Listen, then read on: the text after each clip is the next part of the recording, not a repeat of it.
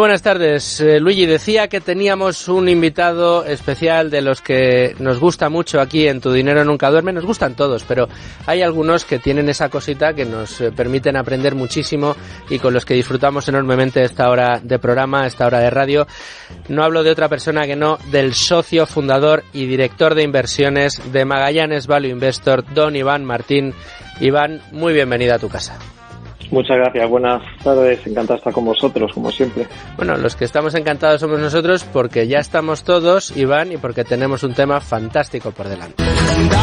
Bueno, se ha cumplido un año del estallido de la pandemia en España y del duro confinamiento que hundió nuestra economía y cercenó nuestras libertades. Un año desde que llegara aquel cisne negro del coronavirus, más de un año ya, y que parece que amenaza todavía por mantenerse largo tiempo entre nosotros. Pero a un año vista tenemos, la verdad, muchos puntos de debate y en esto de la inversión una oportunidad única para ver por qué las estrategias de la inversión sensata, de la inversión con cabeza, de lo que tantas veces hemos hablado en este programa, la disciplina en largo plazo, finalmente tienen resultados. Y además el tiempo también nos ha ofrecido la posibilidad de ver y analizar, como haremos en el día de hoy, los movimientos en cartera que hacen los grandes gestores como Iván Martín, que hoy nos acompaña. Hoy vamos a poder analizar con él los cambios que han sufrido las carteras de Magallanes, como la Iberia, Europea o Microcaps, y dentro de estos cambios, unos que llaman poderosamente la atención, ya que el peso que ha cogido en una cartera value un sector como el bancario creo que merece un comentario y nada mejor que el análisis de Iván Martín para descubrir lo que hay detrás de este tipo de movimientos. Ya ven que tenemos un programa muy interesante por delante, así que vamos ya a descubrirlo. Hola, soy Luis Ángel Hernández de Rankia y yo escucho Tu Dinero Nunca Duerme.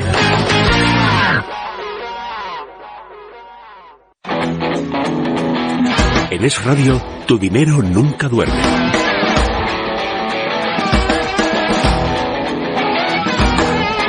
Pero antes y para ir fijando temas, ¿qué les parece si acudo a mi experto de cabecera, a Manuel Llamas, para acotar uno de los temas que hoy más vamos a tratar en el programa, que es el del sector bancario?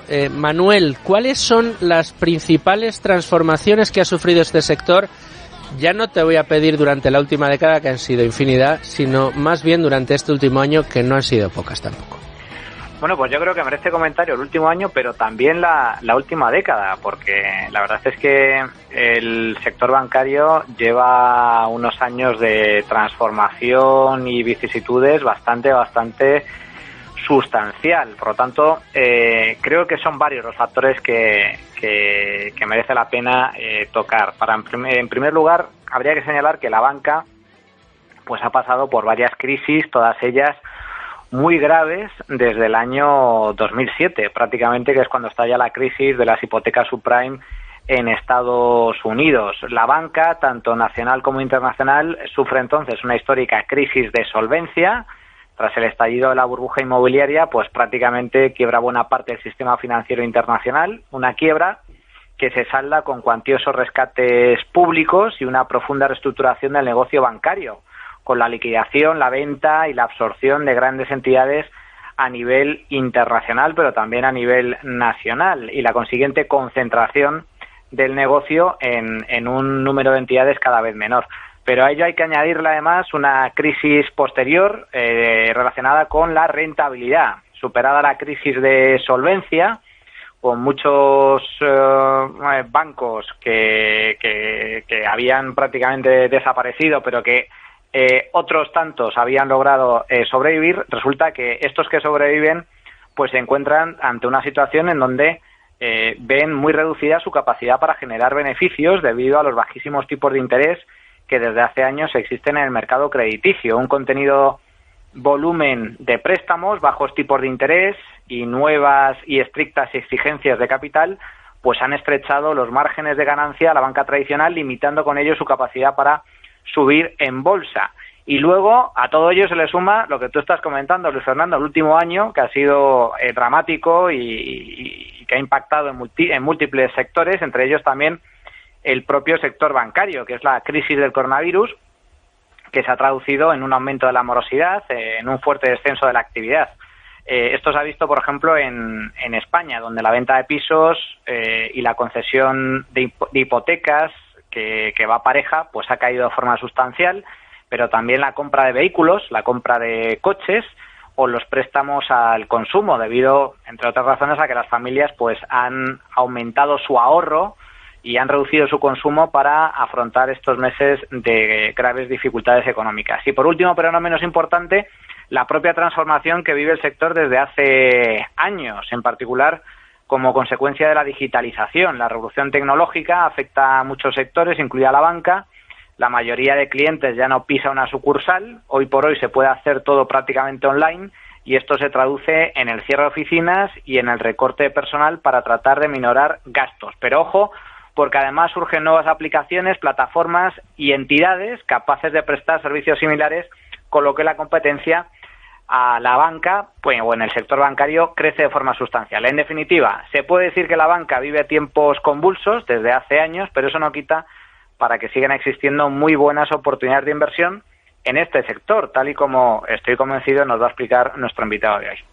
Bueno, pues ahí quedan esas explicaciones, Manuel, como siempre, exhaustivas, claras y en este caso muy sintetizadas, así que yo te lo agradezco porque, como bien sabes, en este programa el tiempo es finito. Pero después de estas explicaciones, ¿qué te parece si buscamos los consejos o las apreciaciones de la pizarra de Domingo Soriano?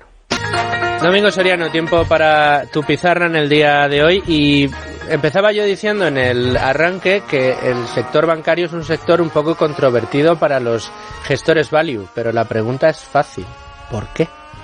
Bueno, es controvertido para casi todo el mundo, ¿eh? O sea, simpatía hacia los bancos no suelen tener casi pero fíjate nadie. Que siempre es cuando una persona no sabe mucho de esto de la inversión, pero quiere empezar a meterse, que lo primero que hace en muchos casos es comprar los famosos blue chips, los valores más llamativos de mercado. En esa cesta que compra la gente así al principio, al tun, casi siempre están los bancos. Y en España más, porque el peso del sector financiero en la bolsa española es superior al de otros países. ¿Por qué los value le tenían manía como inversores a los bancos? Yo diría que hay dos elementos del negocio de los bancos que es lógico que generen prevención o una cierta distancia, una mirada con una cierta distancia por parte de los value. El primero es uno de los sectores, uno de los negocios más apalancados, con mayor nivel de deuda respecto a fondos propios. Y es lógico, a los value en general no les gustan las empresas muy apalancadas o que un pequeño cambio en el viento de la economía o de sus clientes o un pequeño daño a los activos pueda hacer poner en peligro la estabilidad de esa empresa. Pues bien, los bancos, por definición, por cómo es el negocio ahora mismo, se manejan así. Los balances de los bancos son balances muy apalancados respecto a otro tipo de sectores. Y no solo con una enorme cantidad de deuda, sino además una peculiaridad, mucha deuda a corto plazo y muchos activos a largo plazo que no es tan fácil hacer líquidos en momentos de necesidad. Entonces, ese desequilibrio, que es casi filosófico, casi aquí podríamos tener una tertulia sobre si eso está justificado o no, sobre lo que hacen los bancos centrales como prestatarios de último recurso, bueno, eso ya nos iríamos a otro podcast o a otro programa. Pero es evidente que tiene es un negocio con unas características que a los values que les gustan, negocios sólidos, previsibles a años vista, con poca deuda, pues no encaja. Y luego hay una segunda característica, que es que el balance de los bancos es muy difícil de interpretar. Cuando aquí ocurrió la crisis financiera entre el año 2008 y 2012, aquí me refiero en España, hubo mucha gente que dijo, estos ladrones, ¿quién se lo ha llevado? ¿Quiénes nos han robado el dinero?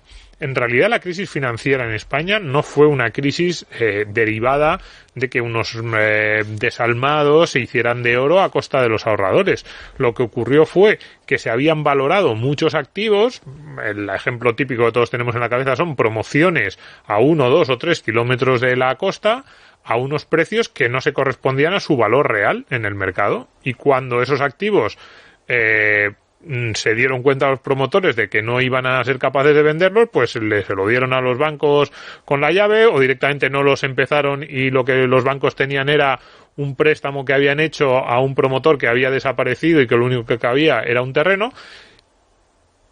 pero en teoría hasta el día antes a que al banco le dijeran toma, esto tienes aquí un solar a 5 kilómetros del Mar Menor, hasta ese día lo que tenía el banco en su balance era un activo con un precio determinado en función del dinero que ellos habían prestado al promotor. Entonces, saber qué es lo que se esconde detrás del balance, dentro del balance de los bancos, en la parte de los activos, qué es a quién le han prestado el dinero, cuál es la fiabilidad de que ese cliente vaya a ir devolviendo el dinero, ya sea un cliente particular o una empresa. Es muy complicado. Entonces, si sumamos las dos cosas, negocios enormemente apalancados y un balance muy complicado de leer, también incluso en la parte de los activos, pues los value con cierta lógica dicen, cuidado, hay que mirar con mucho cuidado a los bancos, solo meternos en aquellos en los que nos dan mucha confianza y a unos precios que probablemente tengan que ser incluso más atractivos que en otros sectores. Bueno, Iván, te das cuenta de que el programa de hoy es para nota, ¿eh? Hoy vas a tener mucho trabajo por delante, pero no te preocupes que empezamos ya porque entramos de lleno en la tertulia. Bueno, pues vamos ya a la tertulia. Iván, preparado porque arrancamos batería de preguntas y como siempre arranca Value School con Luis Alberto Iglesias. Bueno, pues después del preámbulo que nos han hecho Domingo y Manuel, a mí, veo que lo más adecuado quizás vaya a ser ya seguir directos al meollo, porque tanto, como Domingo como Manuel han sacado ya el tema de los bancos, los value y, en concreto, la aparición de los bancos en las carteras de Magallanes y ya, pues, Iván, Bankinter, ING... y dentro de Bankinter esa joya que es línea directa aseguradora. Desde luego la información la tienen muy bien explicada los partícipes de tus fondos en la carta trimestral, pero bueno, qué mejor que oír el fundamento de la tesis del propio director de inversiones de la casa. Muy bien. Oye, pues nada, encantado de explicaros. Claro que sí. Comentar que después del exhaustivo análisis de Manuel y Domingo, yo me estaba pensando mucho si es correcto lo de haber comprado bancos o no. Porque digo, a ver, Iván, ¿dónde te has metido con la...? No, pero el análisis es muy bueno, eso no es broma, es así, es como lo han explicado. Entonces no es de extrañar efectivamente que determinados inversores pues hayamos estado muy ajenos a la banca, ¿no? Es que han sido razones de muchísimo peso negativo, desafortunadamente, ¿no? Las que habéis explicado muy bien ahora mismo.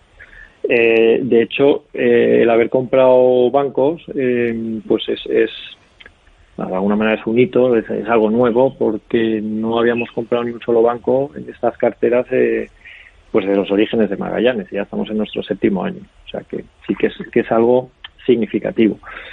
Significativo por el hecho de lanzarnos a comprar algunos bancos. Y aquí, Luis Alberto, yendo a tu cuestión concreta de la tesis, el por qué, pues esto lo es todo, porque es verdad que pues a veces siendo value, ¿no? Pues te preguntan mucho pues si teniendo un estilo de valor, y valor así entendido muy por encima sin mayor análisis, por comprar negocios penalizados a múltiplos muy bajos, ¿no? Pues a uno le salía sistemáticamente bancos, ¿no? Sobre todo en Europa, porque cotizaban a un PER muy bajo, a un precio-valor en libros, pues de fracciones de valor en libros, ¿no? De la mitad de valor en libros, incluso menos. Pero sin embargo era, particularmente para nosotros en Magallanes, un sector que jamás teníamos. Y en alguna ocasión hemos comentado, y en la carta creo recordar que lo señalaba, que si uno hace un análisis retrospectivo en los últimos años, que pocas cosas habían salido tan caras como las de comprar un banco barato en Europa, ¿no? Esto es lo que se le llama más elaboradamente trampa de valor, ¿no? Pues cuando alguien pregunta qué es una trampa de valor o de valoración, pues bancos, en términos generales, concretamente en Europa, lo ha sido, ¿no? Me parecía que estaba barato, pero luego caía más y más y más. Y algunos han desaparecido, o sea que todo es posible. Claro, ¿qué pasa ahora? Que nosotros vemos algo especial, cambiamos de opinión.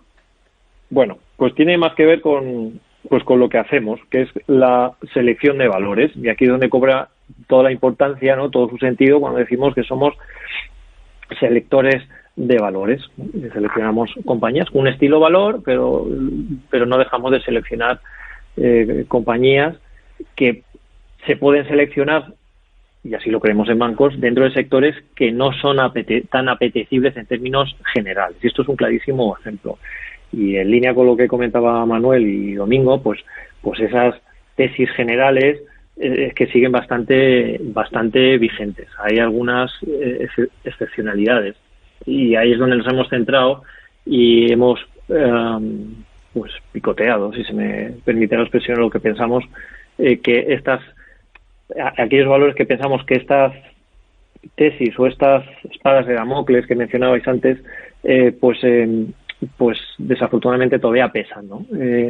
Pues aquellos valores donde están más a salvo, ¿no? O tienen algunas cuestiones importantes resueltas. Es decir, que no todo vale. Bancos sí, es el primer matiz importante, ¿no?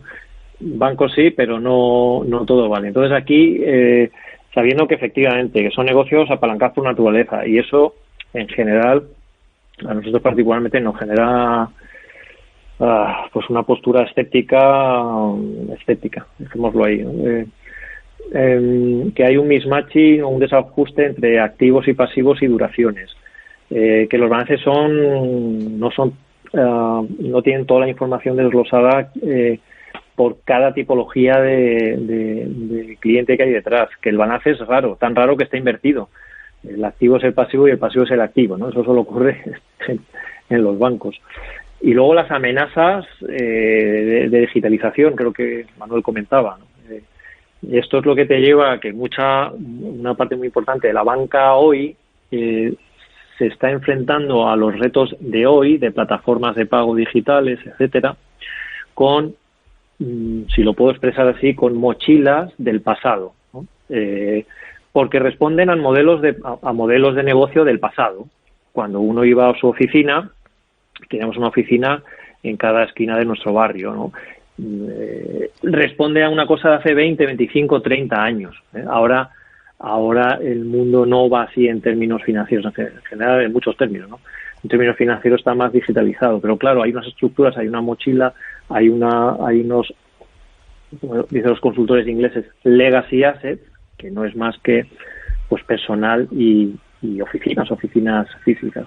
Nosotros nos hemos centrado en aquellos negocios que, tocando todas estas cuestiones espinosas, solvencia, pues balances solventes que no tengan problemas de quiebra o estrés financiero si la situación económica se trunca o se tuerce, que desde el punto de vista de rentabilidad sean capaces de tener retornos bastante aceptables sobre los fondos propios que emplean. Y cuando digo aceptables me refiero a doble dígito. Sacar un retorno de doble dígito en banca es meritorio, no todos lo consiguen. Que desde el punto de vista de retos de la hora, ¿no?, de la digitalización, pues ya no sea un problema para ellos, pues más, o estén a la cabeza. Y aquí ya hablo concretamente de los nombres concretos que adelantáis al principio, pues Bankinter o ING, ¿no?, en sus respectivas áreas de influencia mercados. Bankinter, no hay que recordar que tiene 500 oficinas en España y 5.000 empleados, y no necesariamente comprar eso, lo comparamos con la cantidad de empleados y de oficinas que tienen el resto de competidores en España y están bastante lejos. De hecho es el único banco que no ha tenido que hacer ningún ajuste prácticamente en su capacidad de recursos, ¿no? Digamos, oficinas y empleados. Es una gran ventaja competitiva. Y otro tópico que sale, no necesariamente comprar los más grandes, los más representativos, los más famosos, notorios, no sé cómo decirlo, es sinónimo de rentabilidad. Bankinter no es el banco más grande de España, estará el cuarto o el quinto, no sé ahora con las fusiones que ha habido, pero eso no nos importa. Lo que importa es que sea solvente, que sea rentable, que no tenga esa mochila, que esté bien gestionado, que esté centrado en banca particularmente minorista, que la que nos interesa, y que haya demostrado tener unas tasas de rentabilidad aceptables, de doble dígito, y además tiene la aseguradora, ha sacado a bolsa la aseguradora en Línea Directa, que efectivamente es una gran joya no muy conocida. Entonces, esta es la particularidad, y en el caso europeo y es lo que hemos hecho en bancos en España. O sea, no es, por cerrar un poquito el círculo, no es una visión macroeconómica diferente y de repente los bancos pues son negocios ultra rentables y mega solventes y ya el ciclo viene muy a favor y ganarán dinero aunque los tipos de interés estén así, o vayamos a pensar que los tipos de interés van a subir, entonces hay que estar en banco sí o sí, da igual qué banco sea. No. Como se ve en las explicaciones, está muy seleccionado el por qué determinados bancos. El caso de ING es algo parecido, una escala algo mayor. Su área de influencia es Benelux, Alemania. El 70%, prácticamente todo el negocio, viene del negocio minorista. ¿Y esto por qué nos gusta? Porque es un negocio donde el activo, donde los préstamos es más granular. No es una banca mayorista o de inversión, otra tipología de financiación que tiene préstamos concedidos, no un número tan alto, no tan granulado, un ticket más gordo y en una eventual situación de riesgo, pues si se le cae una empresa, si se cae una corporación, le puede hacer más daño al balance. No, esta es la razón por la que nos gusta el negocio minorista. Luego el negocio minorista también es muy rentable por todas las comisiones que lleva consigo.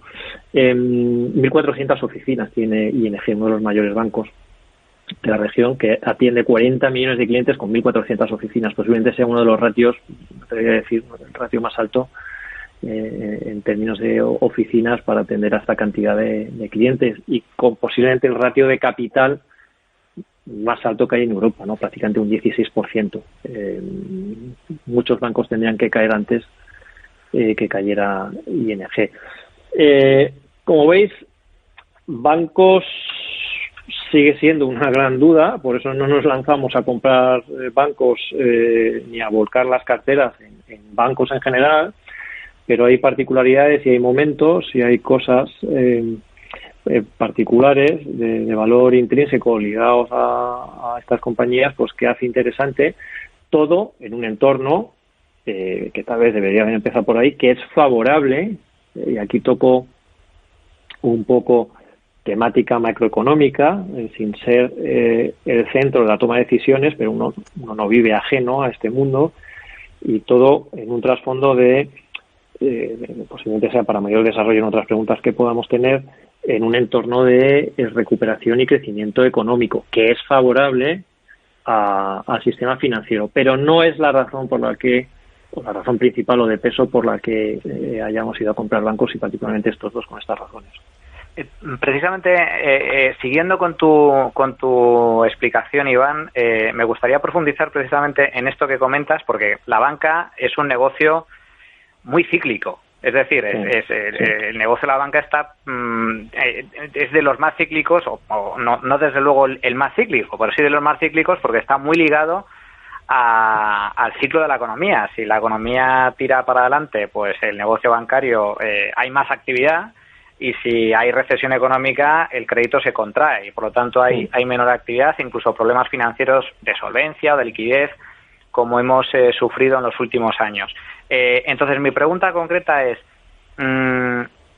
¿por qué ahora? Es decir, ¿qué peso ha tenido la actual crisis pandémica, por así decir, para que finalmente desde Magallanes os hayáis animado a comprar estas dos perlitas, estos dos bancos, Bankinter e ING, que al hilo de tu explicación, yo lo que entresaco es que estos dos bancos son capaces de generar una elevada rentabilidad, son bancos rentables, con negocios rentables que generan rentabilidad en un contexto en el que la mayoría del sector no genera rentabilidad o la rentabilidad es escasa. Por lo tanto, en un contexto macroeconómico favorable, donde va a haber más actividad, posiblemente inflación, incluso subida de tipos, digamos que están muy bien posicionados para aprovecharse de ese viento. ¿Va por ahí el tiro? Totalmente, Manuel. Va en esa línea, efectivamente. El año pasado fue una prueba de fuego, un stress test durísimo, vamos, como pocas veces vivido, y para la banca pues un impacto de supervivencia. Y estos bancos particularmente, en un escenario de los más adversos que se recuerdan, pues consiguieron ganar negocio y consiguieron tener unas tasas de rentabilidad bastante aceptables por encima de sus costes de capital. Primero han sobrevivido, y después de sobrevivir han generado rentabilidad han generado recursos y han podido dotar y han podido o podrán repartir dividendos. Sabéis que hubo una congelación del tema de dividendos por temas de solvencia porque preocupaba. Y lo que tienen ahora algunos bancos, no todos, particularmente ING, tiene un, entre comillas, se puede decir problema esto, bendito problema, tiene un exceso de capital de tal magnitud que posiblemente vaya a repartir alrededor del 20% de su capitalización bursátil hacia finales de año y comienzos del que viene, del exceso de capital que tiene. ¿Verdad? Y es por exceso de generación de flujos, efectivamente. Recapitulando un poco, esto es así, vamos por escalones, ¿no? Por fases. Primero que sea solvente, pues de los más solventes y no los que más. En función de nuestro análisis hemos llegado a estos bancos que son los más solventes. Después rentabilidad. No solo cubren el coste de capital, sino que son capaces de ganar en exceso del coste del capital y en un escenario más normalizado, que puede ser este año, pues pueden tener retornos de doble dígito, de 12, 13 y pueden alcanzar rentabilidades incluso mayor, lo que desencadena una mayor retribución al accionista, algo que difícilmente se veía en los últimos años, que es imposible de ver, en la banca en general. Entonces, a esto se le une, y posiblemente aquí, sin ser la razón principal, pero es la que te empuja de alguna manera a oye, estoy comprando con un margen de seguridad muy alto y si la situación sigue desenvolviéndose como lo está haciendo ahora, pues le puede venir mucho viento a favor, que es el entorno económico que estamos ahora, que aunque cueste creerlo y cueste percibirlo, es verdad que estamos muy, muy al inicio, pero tenemos por delante, esto es una magnífica noticia para todo el mundo, más a nivel global que local posiblemente, pero estamos en un entorno de que, aunque cueste verlo y creerlo, porque hablas, comentas y un poco más a nivel de calle, ¿verdad? Y en comentarios cuesta verlo. La realidad es que el mundo, quiero decir, el PIB global, se estima que crezca un 6% este año y prácticamente un 4,5% el año que viene. Eso son tasas muy, muy altas y necesariamente eso lleva consigo o está causado por una reactivación económica fuerte. Una reactivación económica, siguiendo el argumentario que decías, Manuel, en tu pregunta, efectivamente es reactivación de consumo, reactivación de inversiones, reactivación, despertar de esa demanda que recordemos que todavía, comentáis al principio, se han cercenado libertades, pues a ver si con suerte se nos van devolviendo las libertades que nos corresponden por derecho propio, con todas las precauciones, lógicamente, del mundo, y hay una demanda acumulada. O sea, viene una reactivación y de alguna manera, en la medida que nos deja, no se puede, se está produciendo, que eso tendrá un impacto mayor o menor, pero va a tener un impacto positivo en las condiciones financieras, reactivación de negocio financiero, en concesión de hipotecas, de préstamos, así como ocurrió lo contrario, como bien has explicado, ¿no? Al principio, recordar, paralización de préstamos, por la no venta de coches, por la no venta de muchas cosas, ¿verdad? Pues ahora, pues son las dos caras de la moneda. La nada del año pasado, lo que le corresponde de recuperar la nada, más el crecimiento normal que tiene que venir, más la estimulación que está encima de la mesa, estímulos fiscales, monetarios. Entonces, eso, sin ser la tesis principal, ¿verdad?, de haber comprado estos bancos, sopla de alguna manera a favor. También reconozco que sopla a favor del resto de la banca, pero siendo cíclico, como bien dices, yo quiero estos bancos para medio o largo plazo, no los quiero para un movimiento cíclico de recuperación donde todos lo van a hacer fenomenal y a ver qué pasa después. Yo quiero garantías de que luego eso siga existiendo y que se sigan gestionando tan bien como se han gestionado. Esa sería un poco la respuesta, ¿no? Iván, después de las exposiciones de Manuel y de Domingo, pues parecía que lo tenías complicado, pero yo creo que lo estás lidiando bastante bien. Yo no sé, Domingo, tú que le has puesto todos los palitos ahí al principio, si te están convenciendo las explicaciones de Iván. Ahora a mí me da la sensación de que cómo no se le ha ocurrido a otro value antes invertir en estas dos entidades. Me está convenciendo. Yo una curiosidad, casi. Una curiosidad que es puramente anecdótica, es que son mis dos bancos estos. O sea, Bueno, he de decir, yo tengo uno más. pero yo también trabajo con estos dos. Y son dos de los bancos con los que yo trabajo, pero siempre me han parecido muy serios. Es más, no es que tenga que hacerles aquí publicidad, pero es verdad, siempre me ha gustado mucho la forma en la que gestionan sus relaciones con el cliente. Y además, yo en mi caso, he de decir, y no me duelen prendas decirlo, además de apoyar a todas las aseguradoras que se anuncian en esta cadena de radio, es verdad que esa joyita de la que habéis hablado, pues también soy cliente. Y fíjate, y por ahí va mi pregunta. Sí. Un poco Iván nos contaba pues por qué estos bancos le parece que tienen menos trampas en el balance, en esos activos que muchas veces no se sabe lo que son, y en la parte del negocio muy apalancado, pues por ejemplo ING, este dato de que es uno de los bancos más capitalizados de Europa, que eso te da un poco de tranquilidad. Pero también está el peso de esos otros sectores que cada vez son más importantes en el negocio bancario, las aseguradoras, otro tipo de productos que a lo mejor hace 30 o 40 años parecían más secundarios. ¿Qué tienen las aseguradoras? Porque decíamos que el sector financiero no le gusta a los value, pero el sector financiero casi diríamos mejor bancario. El sector asegurador siempre le ha gustado. Por eso, el sector asegurador, por ejemplo, es un clásico para Buffett. Entonces, ¿qué tienen estas aseguradoras o las aseguradoras de estos bancos, especialmente la de Bankinter, línea directa, que os gusta y que os parece que hacen cosas diferentes y digamos que tienen mucho potencial en estos próximos años? Sí, era, Domingo, muy buena observación, efectivamente. Entonces, financiero uno piensa banco, ¿no? Pues hay vida más allá de los bancos y hay aseguradoras que son muy rentables, ¿no? Son negocios muy interesantes. Pues mira, línea directa, a ver, no ocultaré, bueno, que así lo hemos dicho, que una razón muy, muy particular, muy especial para terminar de convencernos por Bankinter, pues era comprarla antes, ¿no? De la fórmula esta que han hecho de spin-off, ¿no? Que es retribuir al accionista con acciones de compañía de línea directa aseguradora. Pues era esta razón, ¿no? Que te comprabas de forma implícita también, además de Bankinter siendo un buen banco, pues en mi opinión yo creo que voy a decir que es de las mejores compañías de seguros en España, porque tenemos alguna otra compañía que también son buenas.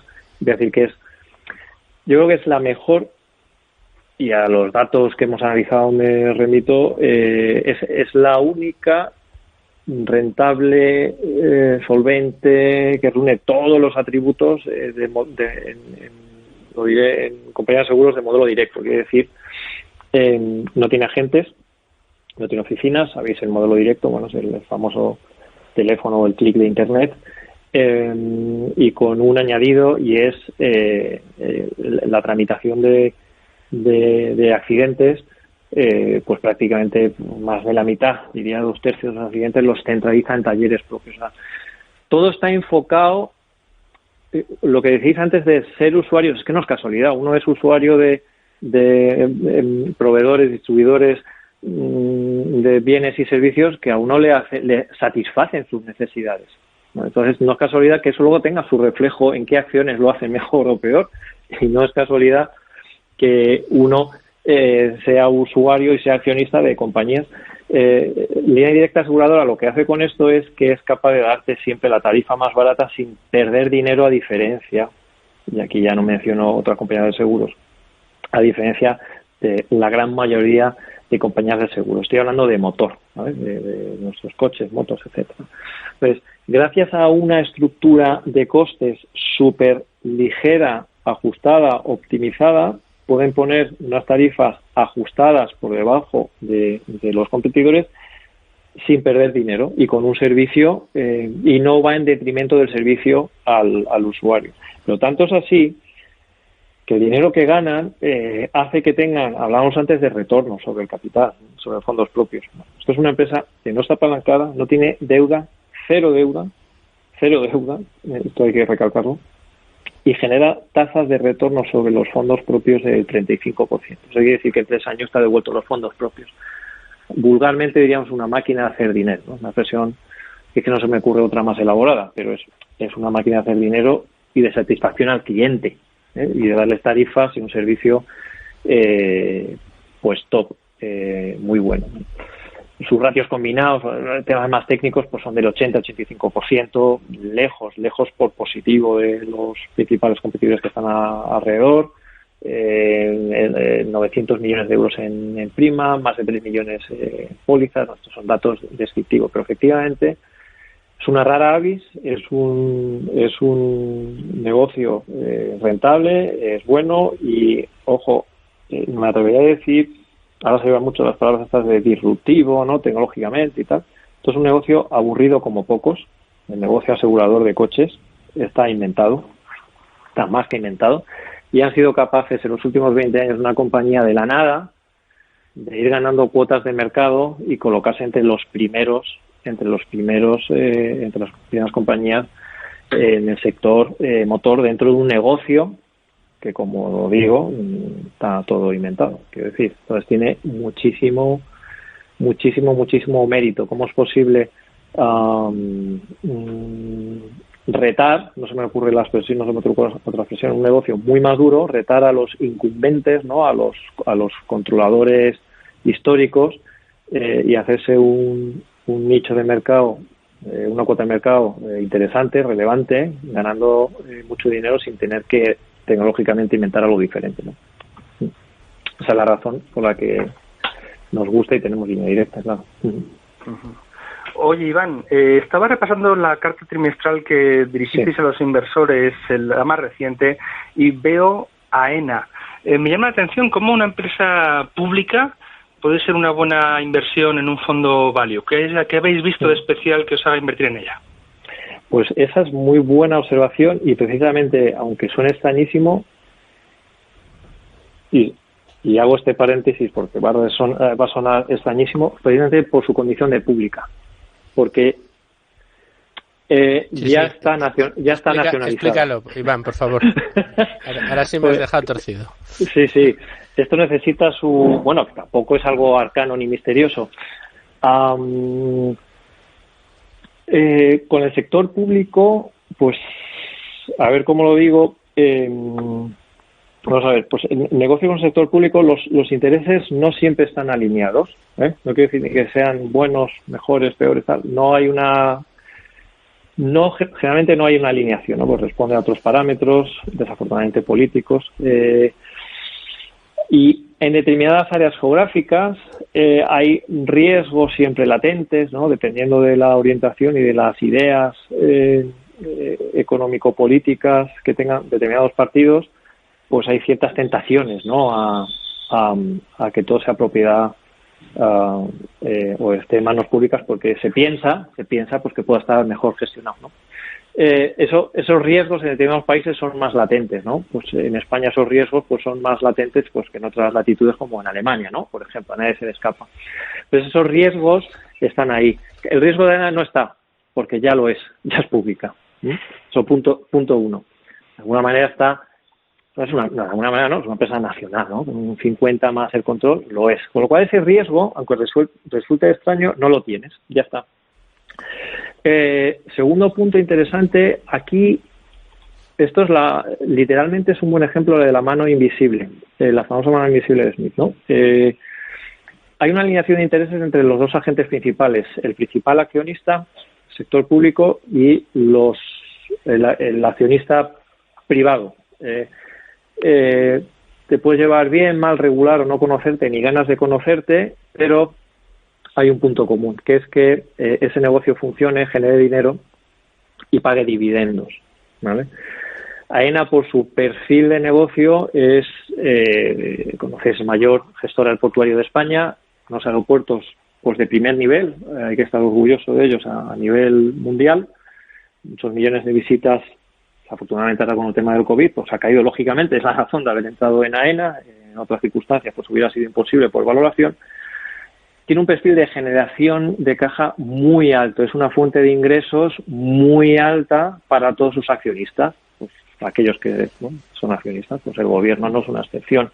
Es una fuente de ingresos muy alta. Hay una alineación de intereses natural basada en temas económicos, interesa que ese negocio vaya bien. ¿Qué quiere decir? Quiere decir que la regulación, que también se marca a nivel gobierno, tarifas, precisamente estamos ahora en la fase 2, en el esquema retributivo conocido como DORA, para los próximos años, donde se tienen que fijar unas tarifas con un aliciente, eso es opinión nuestra, con un punto muy positivo, y es que ese esquema retributivo va a venir muy influenciado por una cosa que se pensaba que no podía ocurrir, y es que el turismo te cayera un 80%. Eso era impensable. En cualquier escenario que pudieras barajar antes de COVID-19, como otras tantas cosas nos han pasado, ¿verdad? Pues casi lo imposible puede llegar a ocurrir o algo muy cercano. Entonces, esto hace que la fijación de nuevas tarifas y por ende lo que va a ganar esta compañía pública en el largo plazo, pues esté influenciada por una cosa que puede ocurrir. No quiere decir que con esto se sea muy benévolo y va a haber tarifas que sean el triple o que haya escenarios, pero hay un escenario de una retribución pues que contemple ciertos riesgos que pueden ocurrir. Esto, junto con la alineación, los conozcas o no, te caigan bien o no, eso a mí me da igual y no me meto, a mí me interesa la rentabilidad de mis accionistas y por eso creo que es buena compañía estar aquí. Hay una alineación de intereses que hace que todos tengamos que estar en el mismo barco con esa particularidad que justo decía al principio y por el gran positivo que ya es una empresa pública. No sé si ahora con esta elaboración ya he conseguido explicar por qué digo precisamente porque es pública, ¿no?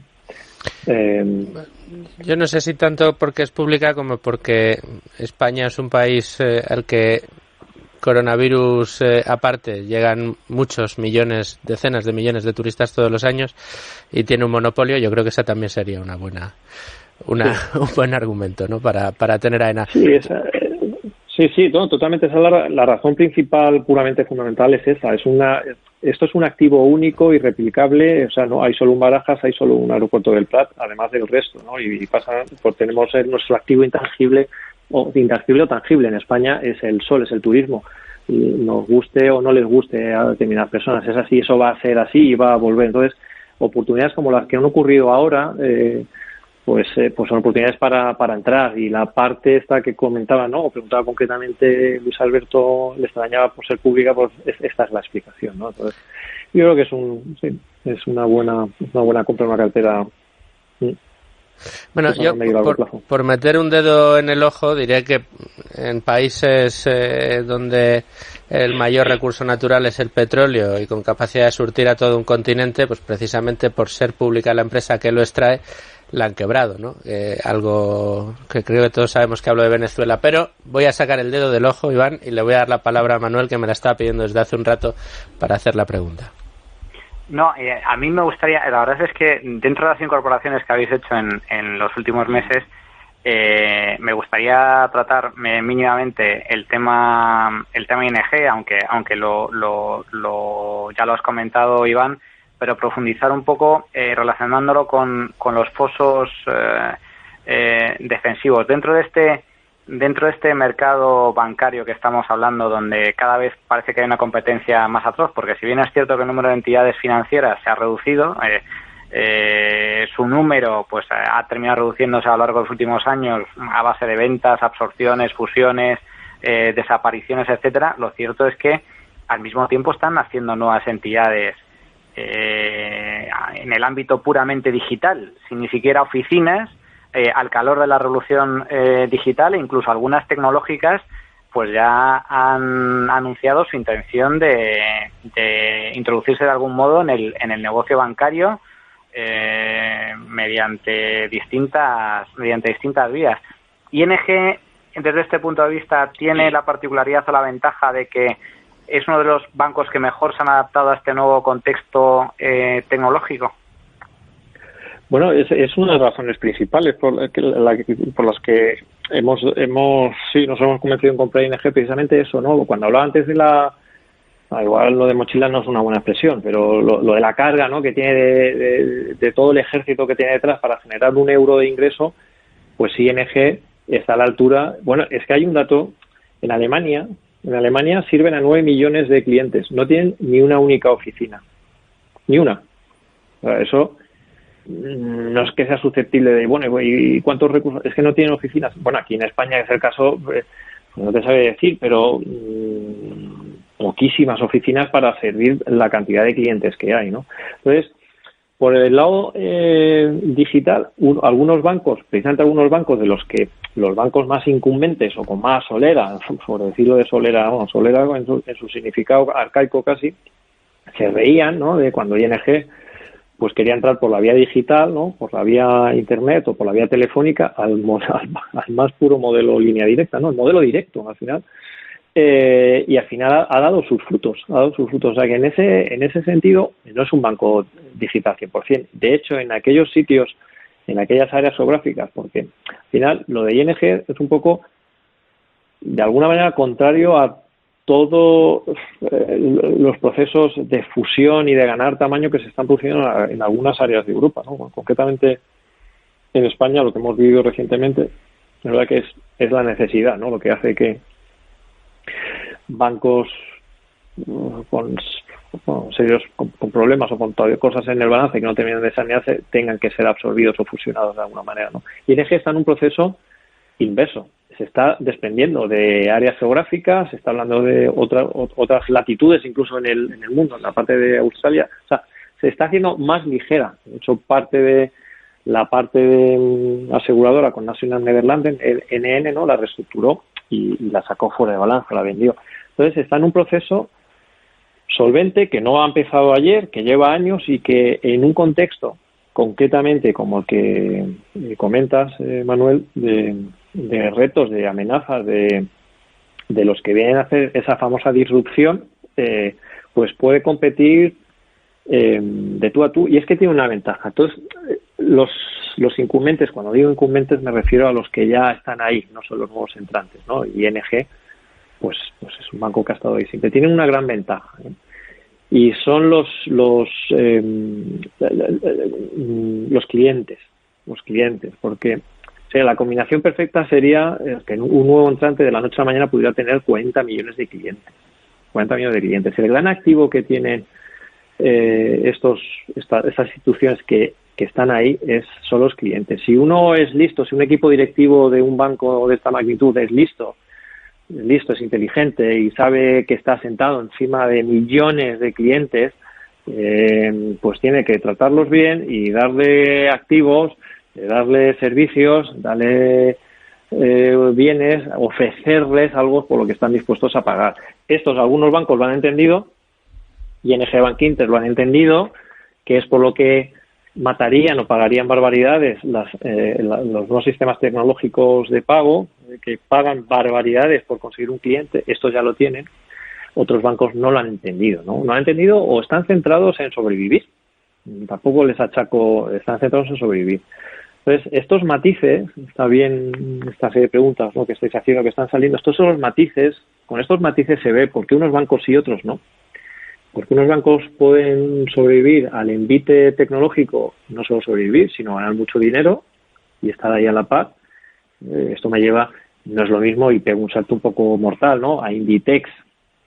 Inditex es uno de los pocos casos, yo no conozco mucho, bueno, de hecho solo Inditex a esa escala, que está siendo capaz no solo de adaptarse al multicanal, como se le llama, ¿no? Todo esto se llama multicanal, es decir, no solo vender en físico, sino en online, pero de forma muy rentable, que ya quisieran plataformas puramente digitales, ¿no? Pues esos son algunos operadores, que no es una cosa solo de bancos, ¿no?, que son capaces de adaptarse, ¿no?, de combinarlo de forma exitosa, ¿no?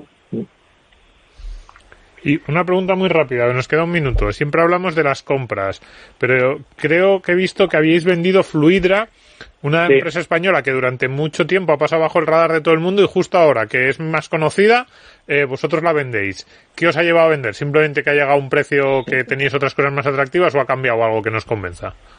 No, que va al revés. Y mira, aquí quiero aprovechar para darle la enhorabuena y un reconocimiento a uno de los empresarios, pues iba a decir más reconocidos, poco reconocimiento me parece, Eloy Planes, y además se dan los patrones de empresa familiar, con alineación de intereses, trabajando poco a poco, tranquilamente, habiendo pasado las de CAI. Yo en Fluidra he sido accionista de los últimos, desde que salió a bolsa, no sé, 15 años.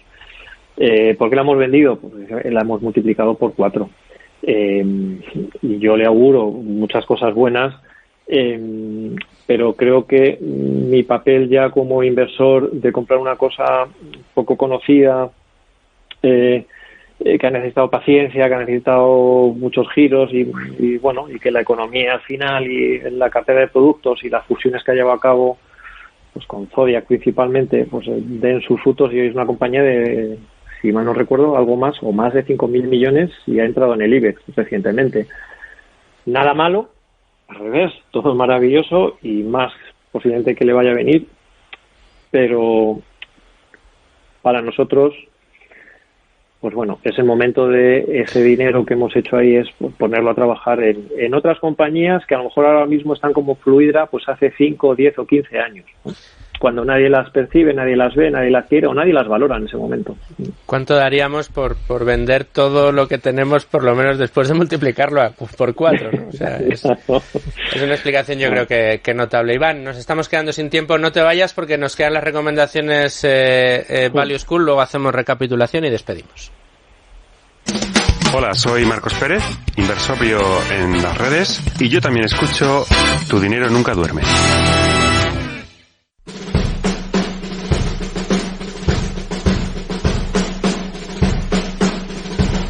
Luis Alberto Iglesias, tiempo de tus recomendaciones, todo tuyo.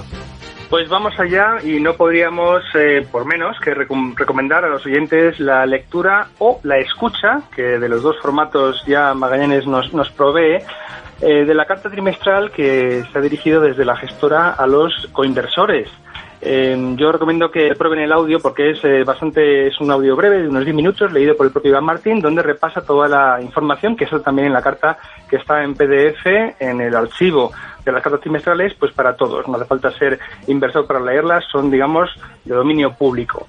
El segundo de los recursos que quiero recomendar en esta ocasión es un vídeo que acaba de salir en el canal de Value School de YouTube, dentro de la serie 12 meses, 12 sesgos. Es un programa de vídeos sobre psicología de la inversión que estamos realizando con los compañeros de Cobas, y en este caso analizamos el sesgo de manada, el efecto arrastre, es decir, aquella propensión que tenemos a hacer lo que hacen los demás, pues independientemente de si es correcto o no, sin darle mucho estudio. Esta conducta, como sabemos, mucho nos puede perjudicar en la rentabilidad de nuestras inversiones.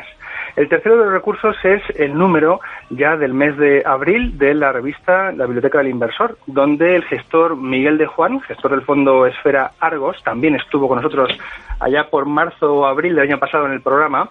Miguel de Juan comparte sus libros favoritos sobre inversión, economía, historia y algunas sorpresas más. De verdad que es una recomendación muy interesante para tomar la siguiente recomendación de lectura, el siguiente libro que nos va a gustar. Y por último, quiero recomendar la serie de resúmenes gráficos que acabamos de estrenar. El primero que hemos publicado ya es el célebre libro de Edward Chancellor, Rendimientos del Capital. Hemos condensado todas las ideas de este aclamado volumen en una infografía de poco más de página y media. Bueno, pues ahí quedan esas recomendaciones, Luigi, muchísimas gracias. Iván, creo que nos ha quedado claro que pese a que para los value habitualmente la banca no es un sector en el que se puedan o crean encontrar oportunidades, creo que se han analizado muy pormenorizadamente el por qué han sido esos movimientos importantes de Magallanes en esta última carta, bueno, en estos últimos tiempos. Así que muchísimas gracias, de verdad, por esas explicaciones y confiamos verte pronto, Iván. Pues igualmente, muchísimas gracias. Cuidaros mucho. Bueno, pues